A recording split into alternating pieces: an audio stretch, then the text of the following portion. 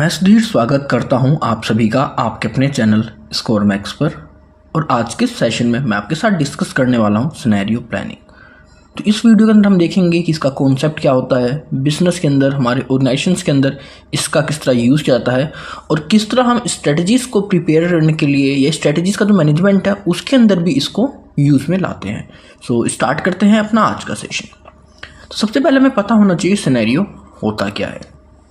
So scenario are tools used to envision and explore alternative future environments that may impact an organization's decision।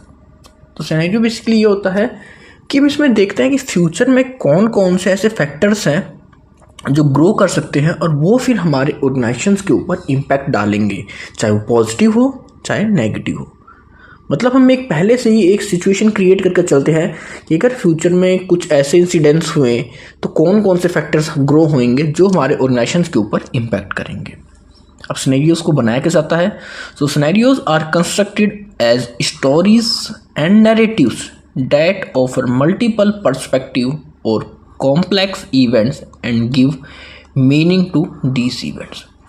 कोई भी अगर आप एक future में कोई भी एक स्टोरी सोच रही कि ऐसा हो सकता है तो किस तरह बनाओगे आप किसी सिनेरियो को।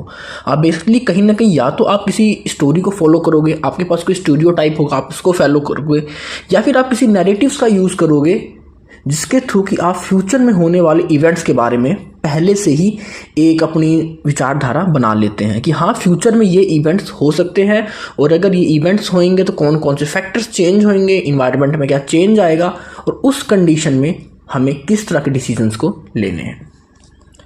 सो they are valuable planning tools because they acknowledge the unpredictivity of the future and present alternative image of potential future.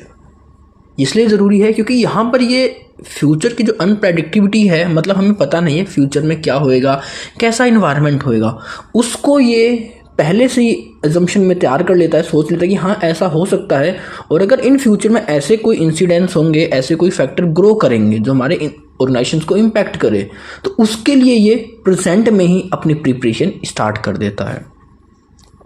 So scenario encourage decision maker to question their assumptions and anticipate decisions that might be overlooked. तो ये focus करता है हमारे decision makers को कि उनकी जो भी एजम्पशंस हैं और जो भी डिसीजंस लिए जाएंगे उनके ऊपर उन एजम्पशंस को सही से रीड आउट किया जाए, उनको अच्छे से इवेल्युएट किया जाए, उनको एनालाइज किया जाए और उसके बाद वो अपने डिसीजंस को ईजिली ले सकें। तो ये होता है अपना सिनेरियो प्लानिंग। बेसिकली पहले से ही आप एक अपने माइंड को सेट कर लेते हैं कि हाँ अगर इस तरह के इवेंट फ्यूचर में होंगे। और आप कैसे डिसाइड करते हैं, आप अपनी स्टोरीज देते हैं, बैक हिस्ट्री देखते हैं, आप नैरेटिव्स का यूज़ करते हैं या कुछ आपकी जो कह सकते हैं रूढ़िवादी सोच होती है या मतलब ऐसा कुछ भी जो कि आपको फ्यूचर विजन में हेल्प करे।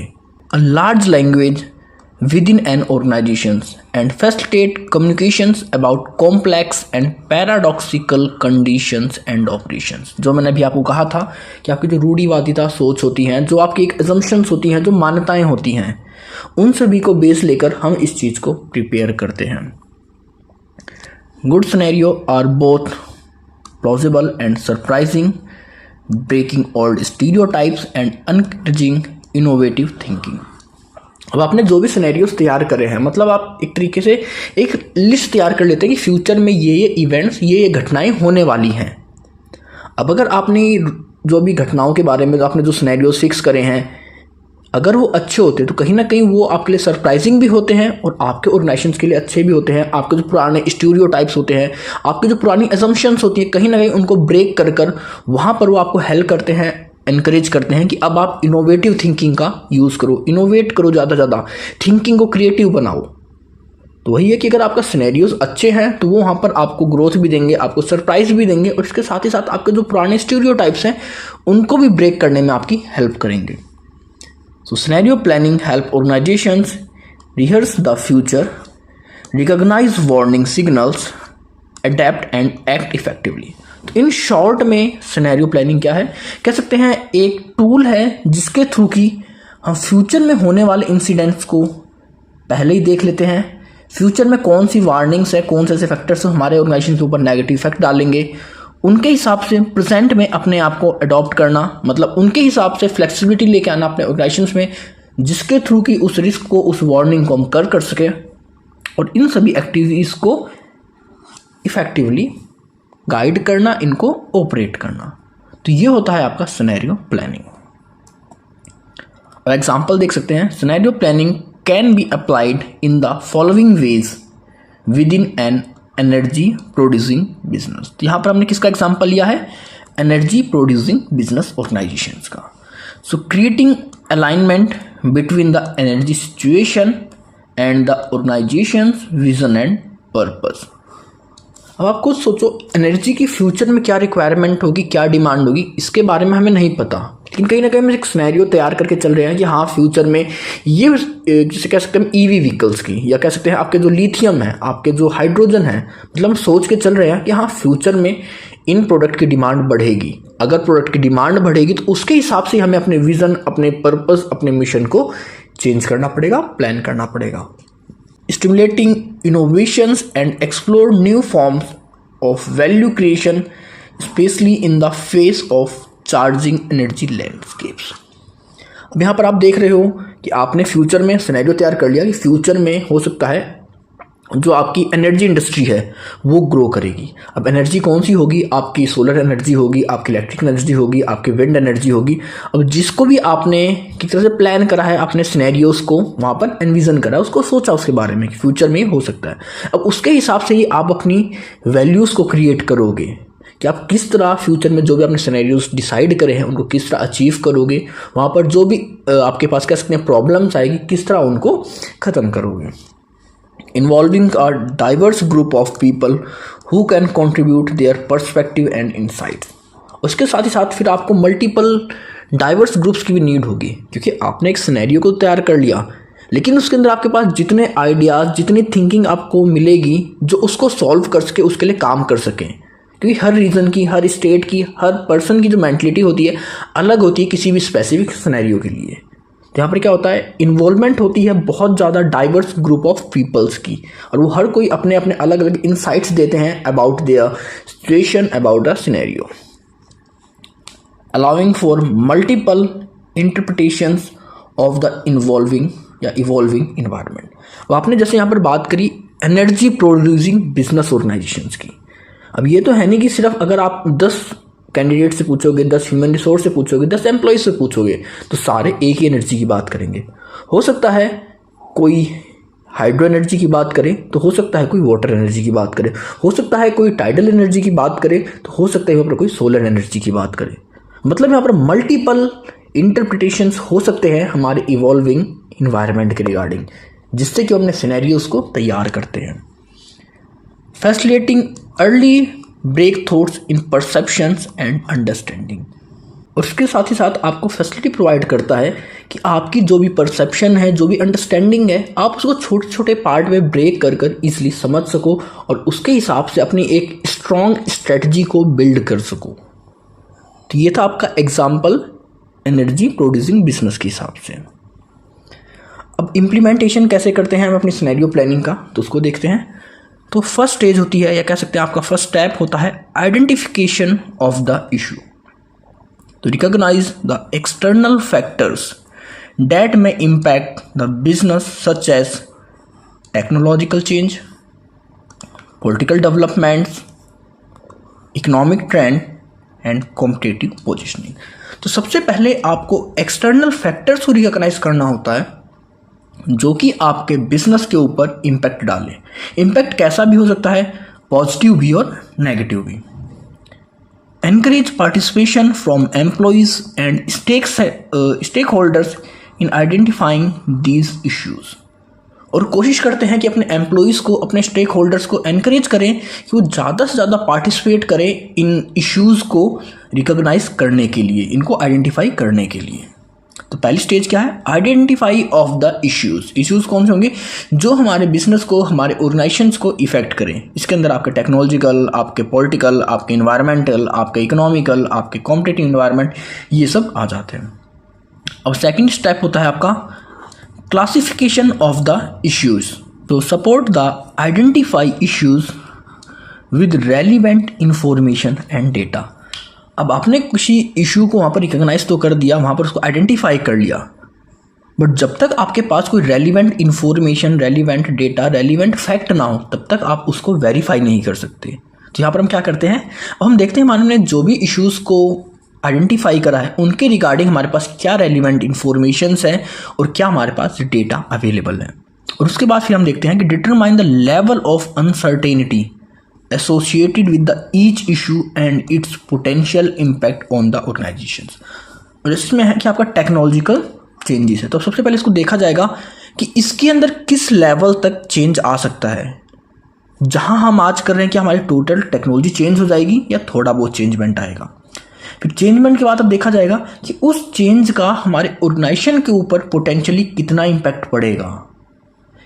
वहाँ पर वन बाय वन हमने जितने भी इश्यूज को आइडेंटिफाई किया था उन सभी को एक एक कर कर यहाँ पर ये चेक किया जाता है कि उनकी अनसर्टेनिटी कितनी है, क्या लेवल अनसर्टेनिटी का, और उनका क्या इम्पैक्ट रहेगा हमारे ऑर्गेनाइजेशन के ऊपर। तो ये था आपका स्टेप 2। और आपका स्टेप 3 है एनालाइजिंग एंड प्रॉब्लम सॉल्विंग। तो यहाँ पर अब हम उस प्रॉब्लम को, उस जो भी हमारे पास इम्पैक्ट के इश्यूज थे, फैक्टर्स थे, उनको एनालाइज करते हैं और फिर यहाँ पर उनके रिगार्डिंग हम प्रॉब्लम सॉल्विंग एक्टिविटी करते हैं। So create a matrix that categorize issues based on their uncertainty and impact. अब हम यहाँ पर क्या करते हैं, हमारे जो भी इश्यूज होते हैं उनको 2 बेस पर कैटेगराइज करते हैं। एक तो होता है अनसर्टेनिटी, एक होता है इम्पैक्ट। इम्पैक्ट का मतलब कि वो हमारे ऑर्गेनाइजेशन के ऊपर कितना असर डालेंगे, और अनसर्टेनिटी का मतलब है कि क्या रेशियो है, क्या परसेंटेज है उस इवेंट्स के फ्यूचर में होने की। सो प्रायोरिटाइज इशू अकॉर्डिंगली। अब हमारे पास जैसे भी इश्यूज होंगे उनको प्रायोरिटाइज किस तरह किया जाता है, मतलब 4 कैटेगरी बनाई जाती है। अब पहली कैटेगरी होती है डी कैटेगरी। तो डी कैटेगरी के अंदर हम डालते हैं high impact and low uncertainty. मतलब वो फैक्टर जो हमारे ऑर्गेनाइजेशन के ऊपर सबसे ज़्यादा असर डालेगा और उसकी अनसर्टेनिटी सबसे कम है, मतलब उसके होने के चांस बहुत कम है, बट इन केस अगर वो इवेंट हैपन होता है तो हमारे ऑर्गेनाइजेशन को बहुत ज़्यादा असर करेगा। तो उसको हम रखते हैं हाईएस्ट प्रायोरिटी, मतलब ये वाला गैप आपका D R the highest concern. इनके होने की कंडीशंस, सिचुएशंस तो बहुत कम होते हैं चांसेस, बट अगर ये होते हैं तो हमारे ऑर्गेनाइजेशन को बहुत ज़्यादा इम्पैक्ट करते हैं। तो सबसे ज़्यादा फोकस किया जाता है आपके डी के ऊपर। इसके बाद आती है आपकी सी कैटेगरी। सो लो इम्पैक्ट लो अनसर्टेनिटी, मतलब इनका इम्पैक्ट भी हमारे ऑर्गेनाइजेशन के ऊपर कम होता है और इनकी जो अनसर्टेनिटी है वो भी कम है, मतलब इनके होने के चांसेस भी कम ही होते हैं। सो 4 लॉन्ग टर्म प्लानिंग। तो इसके अंदर जो भी आपके आते हैं उनका हम करते हैं लॉन्ग टर्म प्लानिंग के लिए, उन फैक्टर्स का, उन इश्यूज को सॉल्व करने के लिए करते हैं। मतलब कोई एक दिन में उन फैक्टर्स को सॉल्व नहीं किया जाता। तो यहाँ पर हम एक लॉन्ग टर्म प्लान्स को डेवलप करते हैं इस तरह की सिचुएशंस को सॉल्व करने के लिए। नेक्स्ट कैटेगरी आती है आपकी B category. So high risk B category. B category के अंदर आपके रिस्क भी हाई होते हैं और आपकी अनसर्टेनिटी भी हाई होती है। तो यहाँ पर रिक्वायरमेंट होती है क्लोज मॉनिटरिंग की। यहाँ पर हमें एक एक फैक्टर को बहुत क्लोजली विजिट करना होता है, मॉनिटर करना होता है, क्योंकि अगर इसके अंदर 1% का भी चेंज आता है तो बहुत ज़्यादा इम्पैक्ट करेगा हमारे ऑर्गेनाइजेशन के ऊपर। और उसके बाद आता है आपकी A category, high uncertainty and low impact may be discarded. तो हाई अनसर्टेनिटी मतलब इसके होने के चांसेस बहुत ज़्यादा हैं, लेकिन हमारे ऑर्गेनाइजेशंस के ऊपर इसका इम्पैक्ट बहुत कम होता है। तो इसको कई बार मोस्टली डिस्कार्डेड या डिस्ट्रैक्टेड भी कर दिया जाता है, मतलब इसको इग्नोर करके भी हम चल सकते हैं फ्यूचर में, क्योंकि इसके इफ़ेक्ट हमारे ऑर्गेनाइजेशन के ऊपर बहुत कम देखे जाते हैं। सो एनकरेज इंडिविजुअल्स और team based analysis and problem solving. तो यहाँ पर हम कैसे फोकस करते हैं, एनकरेज करते हैं इंडिविजुअल और टीम बेस्ड एनालिसिस करते हैं इन सभी प्रॉब्लम्स का, इन सभी फैक्टर्स का। Compile ideas and reports submitted by participant. अब जितने भी पार्टिसिपेंट्स ने अपनी अपनी रिपोर्ट तैयार करी है, हर किसी की रिपोर्ट्स को कंपाइल करते हैं, उसको सबमिट करते हैं। And the cross functional team takes responsibility for further analysis and implementation. फिर जो हमारी लास्ट टीम होती है, मतलब जो क्रॉस फंक्शनल टीम होती है, फिर वो रिस्पॉन्सिबिलिटी लेती है कि अब जितने भी हमारे एम्प्लॉयज़ ने इनके बारे में जो भी एनालाइज किया है, जो भी प्रॉब्लम सॉल्विंग अपनी सिचुएशन अपने फैक्टर्स दिए हैं, उन सभी को अब क्रॉस फंक्शनल में चेक करना और उसके बाद एक फ्यूचर या कह सकते हैं एक फर्दर एनालिसिस और प्लान तैयार कर उसको इम्प्लीमेंट करना, जिसके थ्रू कि इन सिनेरियोज में जो भी प्रॉब्लम्स दिख रही है उनको सॉल्व किया जा सके। So in scenario planning is a powerful tool for organizations to anticipate and adopt to an uncertain future। तो कह सकते हैं एक पावरफुल टूल है जिसके थ्रू कि फ्यूचर में जो भी अनसर्टेनिटीज़ हैं उसको अडॉप्ट कर हम उसके हिसाब से अपने काम को करते हैं। It involves identifying and categorising relevant issues, encouraging participation and prioritize actions to navigate potential challenges and opportunity effectively। तो इसके अंदर ये फोकस करते हैं, एनकरेज करते हैं कि ज़्यादा से ज़्यादा आप इश्यूज़ को आइडेंटिफाई करो, अपने एम्प्लॉयज़ के स्टेक होल्डर्स के पार्टिसिपेशन को एनकरेज करो और जो भी उनकी फिर जो प्रायोरिटी होती है, आपने उसको ए ग्रुप में रखा है, बी में रखा है, सी में रखा है, डी में रखा है, जिस भी ग्रुप में रखा है उसके हिसाब से वहाँ पर आप काम करो और वहाँ पर आप देखो कि आपके लिए कौन कौन सी भी चैलेंजेस हैं या कौन कौन सी अपॉर्चुनिटी आपके लिए ग्रो होएगी इन फ्यूचर में, फिर उसके हिसाब से अपने आप काम को नेविगेट करो। तो ये था आपका सिनेरियो प्लानिंग। आई होप आपको सारे पॉइंट्स क्लियर हो गए होंगे। अगर आपको कोई इशू है, कोई डाउट है तो आप कमेंट सेक्शन में कमेंट कर मुझसे पूछ सकते हैं और अब आप मुझे मेरे इंस्टाग्राम और टेलीग्राम पर भी फॉलो कर सकते हैं। तो मिलते हैं जल्दी ऐसी और वीडियोस, ऐसे और टॉपिक्स के साथ। So stay tune, stay connected with score max.